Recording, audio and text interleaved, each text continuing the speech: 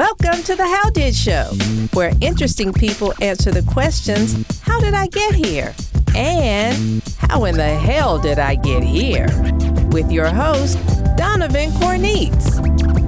What's going on, everybody? Thank you so much for joining me for another episode of the How Did Show. And we got a really cool one for you this time. Let me tell you a little bit about my guest today. So my guest has a pretty impressive collection of firsts. Now, after being the director of creative media for NC State football, go Pack, she was part of the first female design duo and first Black designer for the college football playoffs in 2021. Now, before that, she was the first Black creative director in the SEC while working for University of Tennessee football. She is now the team photographer for the NFL's Carolina Panthers, another one of my squads. So y'all show some just over-the-top love for Chanelle Smith-Walker in the house. What's up? Thank you. What's going on? How are you doing? I'm good. It's been a little hectic week, but I'm really good. Yeah, I feel you. Believe me, I feel you on that. And thank you so much for being on the show. I told you kind of before we were recording, but I've been a fan of yours since we kind of worked together briefly while you were at NC State. I narrated a football video that you had worked on. And yeah, you're just like career trajectory has just been nothing less than impressive. So you know what? Kudos. We're going to give some flowers right now. Kudos to you for doing your thing. So yeah, we're going to jump right into it. This is the How Did Show. So the first part of How Did is you answering the question, how did I get here? So let the people know, how did you become the Chanelle Smith-Walker that we all know and love? So I'd always been into art since I was like little. But we actually had a graphic communications like class when I was in high school. And then we had a club called Skills USA. So that's kind of where like I developed my love for graphic design. And I did a little photography, but I literally just needed photos for my graphics. So that's kind of how I just got like introduced to photography. But I didn't like have any formal training. So I had a volleyball scholarship to Elon University. It's in Burlington, North Carolina. So I just always knew that knew my athleticism was going to get my college paid for, but I knew I wanted to be in art and graphic design. So as soon as I got to Elon, like even when I was during the season, I was always doing internships that pertained to graphic design. So I like interned for a student newspaper. I was a graphic designer. I worked for our PR team called Live Oak Communications. I did some freelance for the university on the athletic side. And then I interned at a photography studio. And then my senior year, I interned at the ACC doing graphics. But at the time, I didn't really know that like jobs that I had existed. So even though I was an athlete, I really had no idea they existed. So after I graduated, I like worked at two like smaller, Team Connection was a smaller company. It's kind of like an East Bay. Okay. So I did like catalog design. It was literally awful. It was so boring. I hated it. We all been there with some jobs. We're like, look, this is a check. Yeah, I was just like, in my head, I was like, it's still some type of design. So, but it was like email marketing, stuff like that. So I was there for like 6 months, and then I worked at Pace Communications. And so I could pretty much completely left sports, even though I really hadn't really been in sports truly. And I did stuff for like Verizon. That was like my client. And so that wasn't really much creativity. You were super limited with brand guidelines. So I wanted to get back into sports, which I don't even know why when I look back at it, because I really hadn't done anything with sports. I don't really know why I wanted to get into sports. Just drew you in. I think because my style was like pretty edgy as a designer, that I knew it wasn't going to work for like anything else besides sports. So I was like, I'll give sports a shot. So I ended up being a GA for University of Southern Mississippi in their digital media program for athletics. And I was there for about 4 months, and I ended up getting hired full time. So that was probably my first like full-time job, like in athletics. So I was like director of digital media is what they called it. Okay. But I was for all of athletics. So I did all of our like 21 sports or something like that. So I was there for almost 2 years. And then I just got a DM from Twitter from the creative director at Baylor. I went to Baylor and moved over to Slid football. in the DMs with a job. Literally every job came from Twitter, actually. So I was at Baylor, then got a DM from the director of play personnel at NC State. Came to NC State, was there for 2 years, and networked and worked the national championship as a designer. And then I got a DM from the director of recruiting at Tennessee, and then came over to Tennessee. While I was at Tennessee, Brandon Todd, who was a previous team photographer, he had been trying to like get me to come to the Panthers for a while, but I just felt like the positions were never really like a right fit for me. Okay. And so while I was at Tennessee, he just hit me up and he was like, I'm gonna give one last shot. Like, I'm leaving. Like, would you be interested in being a team photographer? And I was like, sure. But it's like crazy because I really have never had any formal training of photography whatsoever. Like, I never even shot a football game. Like, because when you think about it, like I was a creative director. My background was in graphic design. And the only reason I even really got into photography is because I needed photos to make my graphics. It was like, I got to figure out. So every time, like any photography that I've learned, it's literally from like just YouTube and like learning from Greg Forward when I was at NC State.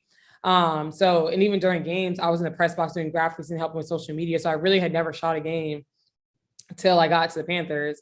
But I knew I was like, this is gonna be a fun challenge. Like, I really want to learn because I feel like I was really pretty solid in graphic design. So I was like, okay, let me get experience doing photography. And so that's kind of how I got here. So yeah.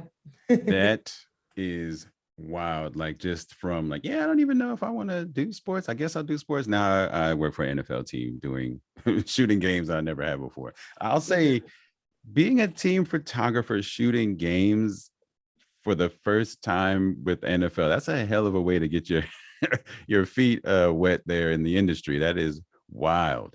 Yeah. What would you say is while being how long have you been with the Panthers? I got here started like July 25th, like the day before training camp. Wow. Okay. So since then, I know it hasn't been that long, but it's enough to experience some things. What has been like the coolest part of it? And then what's been the most kind of like unexpected part of it? So the coolest part, honestly, well, for one, the coolest part is just like traveling and just, it's like crazy. This might sound weird, but like how we like enter hotels to me was like crazy. Cause like in college, like we just like go to the front door, but in the NFL, like, cause you're dealing with like high caliber players. Right. But I guess we go through like, first we go through like the back, like entrance, like where like the kitchens, like the service elevators, like we go through that back entrance. Like, it's like really, it caught me off guard. And I think because like, I'm not a sports fan, so I never was really like curious, like, oh, where athletes like come in at. But I was just like, when we pull in the hotel, I'm like, where are we going? And it's literally like the back, like in the cut entrance. But it's just interesting because we go through like the cut entrance, like to get in, and pretty much all the floors are pretty much blocked off for literally anyone that's just with the Panthers. So really like nobody else can come on our floor because there's security. Right. But it's just interesting when like you go into a hotel and it's like you'll just see like Christian McCaffrey or like Cam Newton just like chilling like in the lobby. Right. But it's like funny because to me they're just like normal people. Like I generally don't see them as like celebrities. Like to me they're almost like a coworker. They just make a lot more money than I do.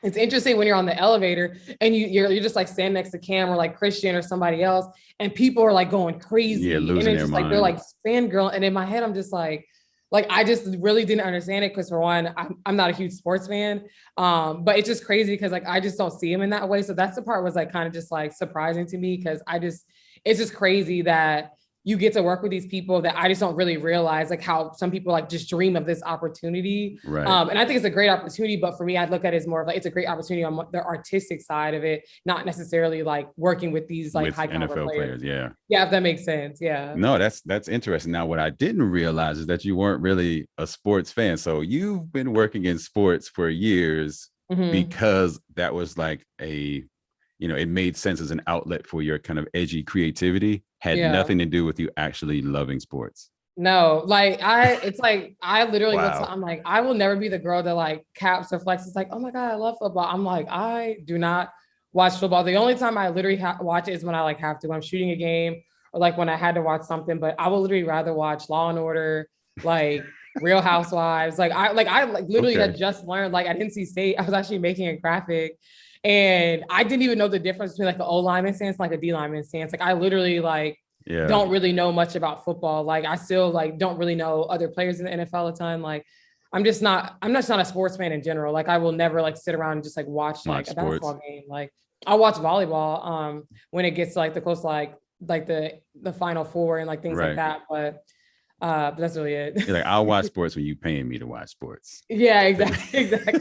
Exactly. Do you find it? I think you know what, that might be interesting. Do you think that it helps your kind of point of view and vision that you're not watching it as a fan, you're watching it for maybe the personalities or the stories that are going on? Like some of your pictures, I don't remember the person. I just remember you got a really great picture of like people coming out of the tunnel, and then one like a close up of a guy crying, I want to say. The Keith Kirkwood photo. Right, yeah. right. So do you think the fact that you're not looking at it for the athletic, that you're looking at it for the people, that kind of helps you? Yeah, I think it honestly helps me a ton. I think when you take away the fandom of it, like I'm able to actually like, for one, create a connection like with the players as people, but then also look at those intimate moments. And I just think even my style and how I edit and how I shoot, I feel like it's definitely more like editorial style and not just like Sports Illustrated, AP, like Getty style. Like it's definitely like an intimate, more like cinematic, like type of style when I'm shooting. And even when I'm making graphics, like some series that I came up with where it had nothing to do with football, like the fitted I did at Tennessee and like even like at NC State, where we did a series on like names and how like a lot of our players were named after their fathers. And the graphic I had was like explaining like how it has to feel to carry your father's name. It's stuff like that, that to me, if you are a fan of the sport, you're going to miss out on those key things. But for me, like I'm looking at it as literally just like, I'm a fan of the art and like showing who these players are as people and as men, and not because you can catch a football or like you can make a tackle. So. Right. No, I think that's incredible, because I started to think about that when you said you weren't even a sports fan. Like, well, how does she know what to look at then? And then you realize like, well, you're on a field with like 100 personalities that all have stories to tell, all have emotions that you can catch. Whereas maybe someone who is more sports focused is focused like on the play, but you might be focused on someone that's on the sideline reacting to the play. Exactly. Yeah. Because that's what anyone, I'm like, me knowing what defense you run is not going to affect if I can get this photo or not. I don't care what you're doing, but like, I want to catch moments that, because my biggest thing, anytime I'm shooting, I always like try to catch moments that fans aren't going to be able to see. Like fans can see the action on the field. They can see the touchdown, but you're not going to see a coach hype on the sideline. You're not going to see a player crying on the sideline. You're not giving going to access. Yeah, exactly. So I want to provide access to fans that they don't see that I'm able to see as a photographer. So. No, that's incredible. So from your time at the colleges, right, and then now in the NFL, and even maybe in your own, maybe side gigs of doing photography, what would you say was the first photo, being that photography wasn't even like your first, love, but what was your first photo where you thought like, all right, you know what, I think I got something here, like Chanelle, I think I might be able to do this. What would you say that was? I don't really have like a first photo. I would say my first like moment, it was like photo and graphics. So it was my first time ever really trying to do like a composite using like my images, which I was at Elon, which I wish I had it, because actually at my parents' like house in Georgia, and I laughed because it honestly looks terrible in my opinion when I look back at it. But I was like, I want to create like a Nike looking ad. So I literally had all of my friends. I had 4 of my teammates. One was my twin sister, and 3 other my teammates. My sister played volleyball with me at Elon as well. And then 4 of the football players from Elon. And I had them wear just like Nike, like the girls wore Nike sports bras, and they wore Nike like volleyball spandex, and the guys wore Nike shorts. And I shot this probably at like 8:00 at night. It was so cold outside. It was like 30 degrees, and they were literally in like a sports bra and like shorts, or like shirtless and just like basketball shorts. It's for the art, guys. It's for the art. Exactly. I'm eating whatever it takes to get the shot. And I literally was spraying water on them to make them look sweaty. And then I actually like had never used a flash, and I was like, okay. And I had them like posing and like I was taking like flashes. And so I have this like shot when like all 8 of them are together posing. And it says, and I made it black and white, like kind of crispy. And then, but I made their like some of them had like colors in their shorts and bras. So some were like green, some were like yellow. So I had that I made that part yellow, but I made the skin color black and white. And then I had like all in. And then I had like did a shot with like just the 4 of them, the 4 girls, and just shot and say like women before men or something like that. And I did shot of the guys. But that was my first time when I really like was able to composite, like actually plan a shoot when I had no idea what I was doing, to be honest. And actually editing and actually making graphic. And that was the first time when I was like, oh, okay, like I actually like enjoy this. And that was just something I did on my own. Like I did it like just like for fun, and we still laugh about it to this day because it was so cold and it was like hilarious. So obviously, this is college. You probably weren't paying them. I mean, did you like get them some pizza or something? Like they are no, like literally nothing. Like they just because my friends, they knew, like it's like funny because all of my friends are so like I've literally all of my best friends all 5 of them have all had at least a minimum of 4 photo shoots with me. Right. As in like, I was like, do you want to go to take photos? Because I just wanted to practice. Right. So like they were used to me always just being like random, being like, hey, do you want to go do a photo shoot? And a lot of it's like, could be like editorial stuff, like all this stuff behind me, stuff that I shot. That's my twin sister right there. And it was just like random stuff. So I never really had to pay them because they got photos. Right. But I look back and I'm like, those photos were so trash. Like they're so bad. But it was, I was able to actually show my growth to show what they looked at like when I was at Elon to after I graduated to now I look and I'm just like, oh my gosh, like, but it was just like for me, I wanted to practice. I wanted to like get better. So I was like constantly just like doing random photo shoots. I did stuff in the snow, stuff in the rain. Like I was doing like random stuff because I just wanted to practice. To figure it out. Because I really had no idea what I was doing. No, that's incredible. Because I'm thinking about like, all right, look, I'll do this shoot, but you got me out here. It's cold. You spraying me with water. Like, can I get some pizza or something, a beer? But no, that's great. And yes, believe me, like in my industry of voiceover, I still have like my first demos, right? Trash. I mean, total garbage demos, but I kept them kind of to, be a symbol of my growth over the years. But yeah, I look back or listen back to those and I'm like, how did anyone like hire me for anything and thought that I could do this? Like, how did I think I could do this? Because at the time I was like, fire, absolutely about to kill the industry. But I look at it now like, dude, you are horrible. But yes, good for you for like taking that initiative. And that it usually comes down to like this one thing that kind of awakens something in you. And you're like, you know what? I don't know what the hell I'm doing, but I know I want to do more of it, and then you kind of like grow and build and learn. So yes, you know what? Good for you. That's what I'm talking about. And now like NFL, like that's pretty big. So last part that I want to ask you about. So you've been able to accomplish a lot, right? And fairly quickly. It's like, a year here, 2 years, and then 6 months, and then boom, now you're here. So what would you say, and it's kind of a 2-part thing, what would you say is like your dream gig? Right. Well, even if it's not necessarily like working there, but maybe like a freelance thing or whatever, what would be your dream thing? And then also, where do you see yourself? Like, what's next for Chanelle? Oh gosh. I don't honestly, this sounds so bad because I feel like when people ask me, they're like, what's your dream job? And I'm like, I don't really have one. And I feel like that's what's like made me so successful, to be honest, is because like I just in my head the options are like limitless. Like I feel like I could like have any opportunity if I really wanted it. And that's gonna come off as like conceited, but I just firstly, you don't really know what's really out there, but it's like I just really don't have like a gig that it's like that I'm like, oh, this is my dream job, because I really didn't know. Like I didn't go from Southern Miss to Baylor to think I want to go to the ACC. Like it just happened. Like insane. Right. Like no, I got you. You follow the art and you follow the opportunity. Yeah, I go where I feel like I'm gonna fit, and I go where I'm able to fully be creative. And so like I never even thought I'd be a team photographer. Like when I had announced it, like it caught some people off guard because a lot of them didn't even know I really did photography. Yeah. And hell, I didn't know either. Like me neither. Yeah. So I don't really have like a dream. So then what about like a challenge? Is there like a challenge that you haven't taken on yet? You're like, you know what? Like you said, you wanted to do the snow, you wanted to do the rain. Is there a next challenge you want to kind of put out there for yourself?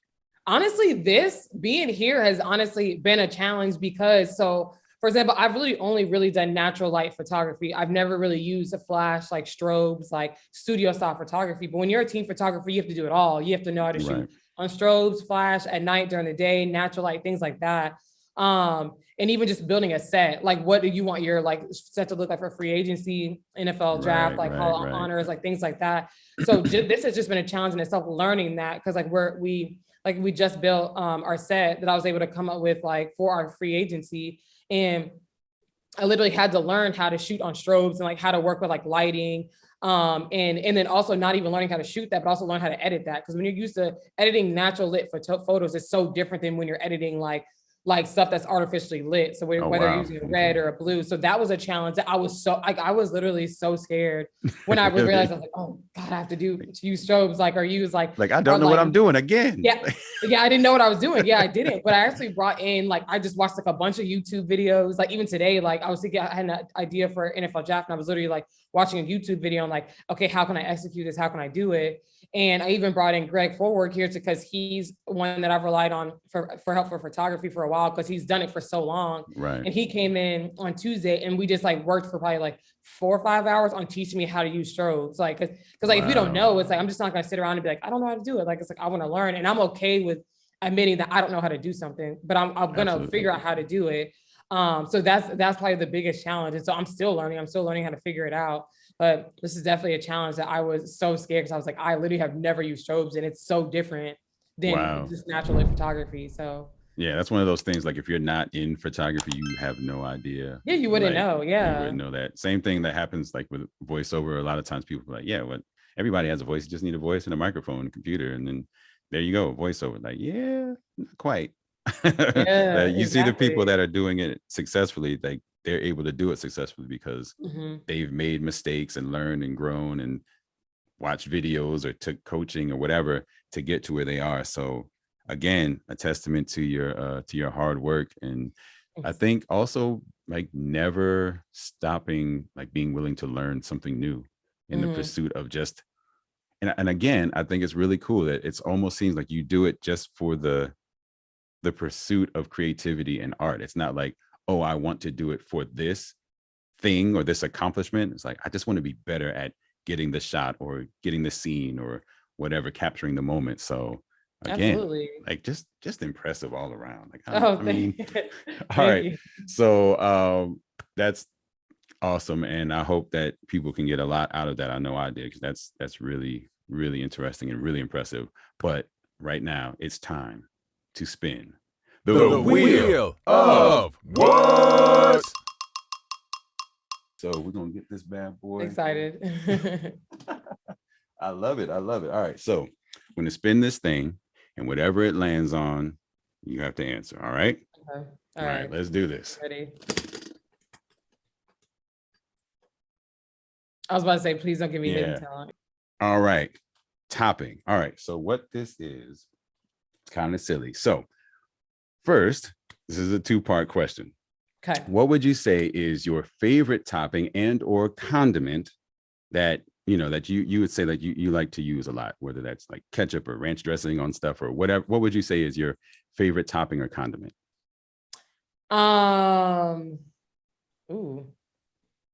favorite topping. I love hot sauce. Okay. Salsa. Yeah, those are probably my 2. What's your go-to brand of hot sauce? I'm not really, honestly, I like any, but I do like Texas Pete. That's what I have right now. So Texas Pete. Oh, okay. All right, cool. Yeah. So now this is probably going to be pretty easy considering you went with hot sauce, but that's cool. So then the next part is, so you have to choose now.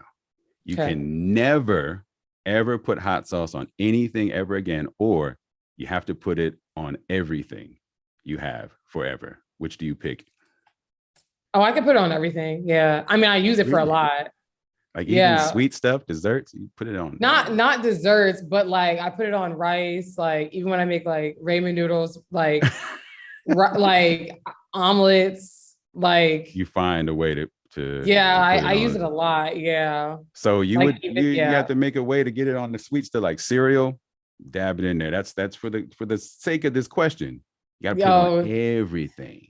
Yeah, then I would probably say no. I would have to live without. I'd be so sad if I lived without hot sauce though. It's kind of in the corner with like one tear. Yeah, I'm like so torn. Like you just saw my face. I was like crumbling. Like yeah, you're like no. Oh wait, you mean? Yes, I can see like the life drain from your. I'm so sad. All right, let's bring the spirit of this thing back up. So anyway, thanks for playing on that. So now we come to the second half of the show, and that is when you answer the question, how in the hell did I get here? So this is a story about like an event or an occasion or something that happened that made you kind of look around, analyze, and say, all right, Chanelle, how in the hell did I get here? What do you got? Okay, so it's kind of a gross story. So I love it already. So my sister and I, and my brother, we all like powerlift and stuff. And when I was in high school, like we've been powerlifting since I was like in middle school, because we all 3 were college athletes. So my senior year is before my sister and I had signed to Elon. And I was just doing like dumbbell bench, and I was talking while I was doing it to my sister and my other friend Brandy, and there were already dumbbells on the ground. So I usually we were taught like when you're doing dumbbell bench, you like bring the dumbbells in and like sit up. Right. But I was talking, so I just was like laying out, so I just like threw them down, and I felt like a pinch, but I just like lifted my hands up, and I thought I just like pinched my finger. I really didn't like think anything of it. So, but when I looked at my finger, my like ring finger was literally like ripped off, like ripped off. Oh. And so all I saw was like my bone like in half. So I like the trainer, his name's Jared Bidney. We still keep in contact with him, but we actually ran me to the bathroom, and I was like, blood was like everywhere. And so my friend Brandy had to like hold my finger in place, but I couldn't look at it.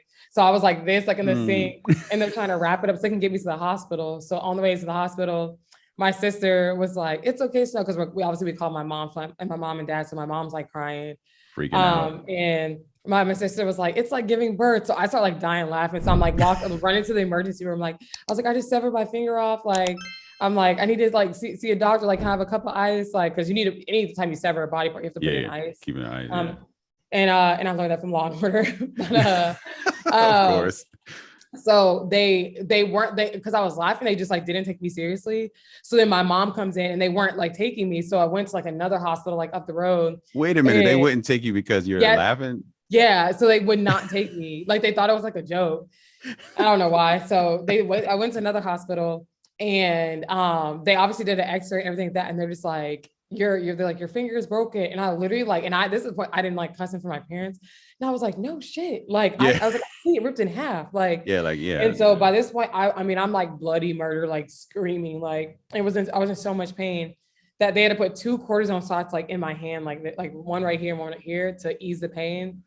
And so they just wrapped my hand up and just sent me home. So I went home, and at this point I couldn't feel any pain, but about 5 a.m, I was like, it had worn off. I was screaming like bloody murder. Yeah. And so the year before that, my sister had torn her ACL. So we went to Emory Hospital in Atlanta to look at my finger. And the guy's like, he's like hitting it, like, because at this point I still couldn't look at it. So he's like hitting it. He's like, "Can you feel this?" And I'm like, "No," because this point it's still wrapped up, but just like the tip was like sticking out. So like you couldn't really tell anything was going on. Yeah. He's like tapping it, poking. He's like, "Can you feel anything?" I was like, "No." And he's like, "Did they not sew it back on?" And I was like, "No." And so they literally were like, "You gotta go." Like they rushed me to emergency surgery. Like right now. Yeah, to sew it back on, because at this point it had been close to 24 hours without blood flow to it. And so this one, I'm 18. I hadn't signed yet. It's my ring finger. And so he's like, "There's a chance you could like lose part of your fingers." I'm like hysterically crying to my mom. I'm like, "I'm never getting married. Like, I'm going to be single for the rest of my life. I'm going to have to tape a ring to my hand. I was like, no one's going to want me. So they end up sewing it back on. I had a cast like this. And so I had to play my full travel volleyball season with like one hand. Like I was like playing like with one hand. You still played? Yeah, I still played. I just like played with one hand. Like I just like, and when I had to block, I would just like put it behind my back because I couldn't hit it. And so like months go by, and it's like this point, it's like looking like frostbite. It's like jet black. And it's like black. Literally like my finger's like jet black. So I go to Elon. We're there during preseason. We get there around August. So preseason is pretty much, it's only like the football team, soccer team, and volleyball. And at the time, my sister and I had been the first like Black volleyball players at Elon in like probably like 15 years. And we were twins. So we were there. So when we got there, I had to get my finger clean and things like that. And so finally the trainer was like, it started to smell like a dead body. Essentially the finger was like dead, essentially. What? And so the guy was like, "We're just going to remove he was like, "We're just going to remove the tip of your finger." So I was like, okay. And so this is like the worst. So it was my first, like, I finally get to college. I'm thinking about to be living my best life. Week 1, they're telling me you're going to take your finger off. So I'm like, this is the worst experience of my life in college. So I went to the bathroom just to like, because we had this like big cast on my finger, and I went to unwrap it because at this point they still hadn't removed it yet. And the tip of my finger had came off. Like it was just off. And I was we had just finished working out, and the football players had just finished practice. So it was literally just the football team and the volleyball team in the training room. And I screamed bloody murder. I was hysterically crying. Like everyone, like the football team's like staring at me. My teammates are staring at me. And I was in the training room and just like hysterically crying. Like, and the trainer's like, "Is it okay if we bring some of our student trainers in?" And I was like, "Sure." And I was just like hysterically crying. Like whatever. So like now this is like my finger. So it's literally like, I like how you save that Yeah. The So save like, the yes. reveal. So that's like what my finger looks like. And so I lost like a tip of it. And it's actually like in a jar at home, actually, like in my bedroom. In a jar. But it's funny because at first I like didn't have a nail. But it's like the problem is that if I like let my nail grow, it like hooks. So like, but I can't have it too low because it's like so like you know how sensitive like paper cuts are. Yeah, so yeah, imagine yeah. like here, so my like tendons and stuff are so sensitive, like a gust of wind like could like really hurt my finger. So like, that's a lot of time why I keep it like a little longer. But that's my story. Wow. So now I look back and it's when I see guys complain like my finger's crooked, I'm like, at least you still have a finger. And it's my ring finger at that. So I'm like, Oh my goodness. All right. So just so everyone knows, I had no idea about this story. So my reactions are all in real time to that. That is incredible. How did like what happened when you put the weights down? Like, do you know like what actually physically no, I guess occurred? my fingers got stuck in between the weights, but I honestly just thought I pinched it. Like it literally, like I didn't have pain. Like it literally just felt like a pinch. So that's like when I was like when I lifted my head up, I was like and I just like shook my hand, Oh, and then you I probably had looked at like my the hand. finger waving Yeah, around. and I shaking. looked at my hand, and that's when I like it wasn't even the pain that clicked in. It was like the shock of seeing it. Yeah, Like the seeing shock it. of seeing, like I just like that's what made me scream like bloody, and then I just saw like blood like gushing down my hand, and the pain didn't hit me, so I was like in the car. Because I Yeah. was just in shock of like, oh my God, like this is my finger. Like, what the heck? Yeah. Yeah. Wow. All right. Mhm. So I've been following you on social media since we worked together. I've seen tons of pictures of you and your sister and friends hanging out, like nice dresses and like athletic stuff, casual shoot. I never noticed that you had a fingertip missing. So I don't know. I will say like when I pose on like my right side. You kind of have Because that like my way sleeve is to, on this side, but it's on my left, but my ring, it's like on my left hand. So you can't yeah. really see it, but like I feel like in some pictures you can like kind of see it. But I really like, but honestly, a lot of times, like no one honestly notices. Yeah, if you're it not until they looking see me, for like, it, you don't. yeah. And they only notice it when I like start talking with my hands. And some people be like, oh, did you break a nail? And I'm like, no, like I ripped my finger off. And they're just like, wait, what? And I'm like, no, I ripped it off. Wait a minute. That's how you say it. Like, oh no, I didn't break it now. I ripped I my just ripped my finger off. finger Go off. ahead. What were Yeah. you saying? Yeah. Oh Like just man. keep going with your story. That's like literally, I just keep it so casual. That reminds me of like Jimmy Fallon. That happened to his ring. His actual wedding ring got caught on something. I forget. I think it was had fallen in his kitchen. I might be getting this wrong, but I think he fell in his kitchen and his ring got caught on like the handle on the drawer, the cabinet, Mhm. and it ripped his whole. But it was like from right here. It was Oh just like yeah. this. And so if you ever watch him now, he talks like they reattached it, but it doesn't bend and sit Mhm. the same as all the rest of them. And I'm thinking like, wow, that must be crazy. And obviously it was his left, ring finger. And now you just blew my mind with this story. And the fact that you went to a hospital like covered in blood and they're like, yeah, whatever, next.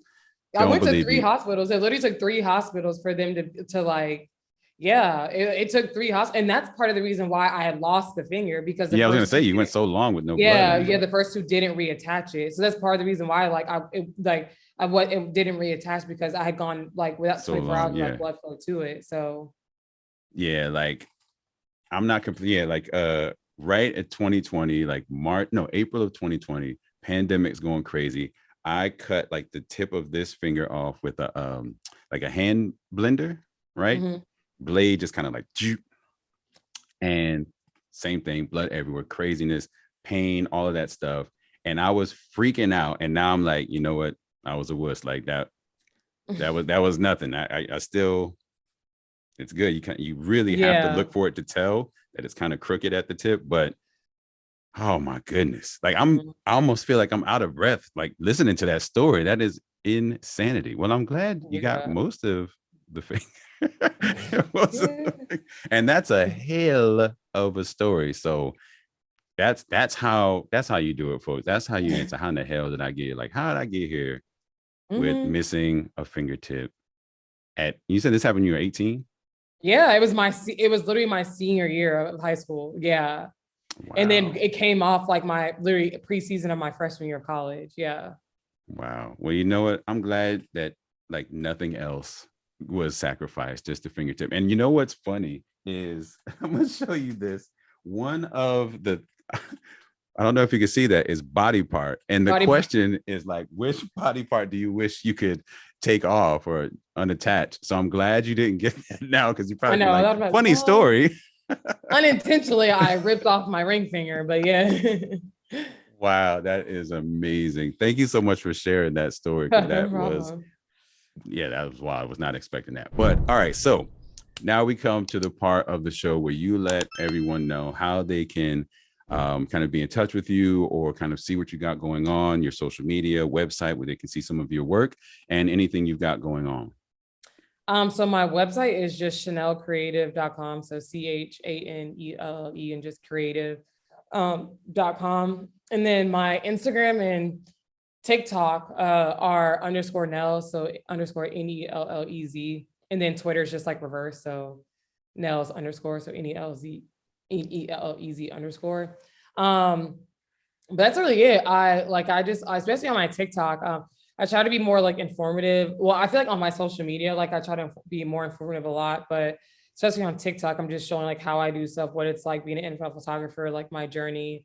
So I've been doing a lot of mentorship on the side. So I've been been on calls and stuff like that, just because I just want to make a space where, especially for like Black creatives, because there's just not a lot in this industry. And it's crazy because like majority of these athletes are Black.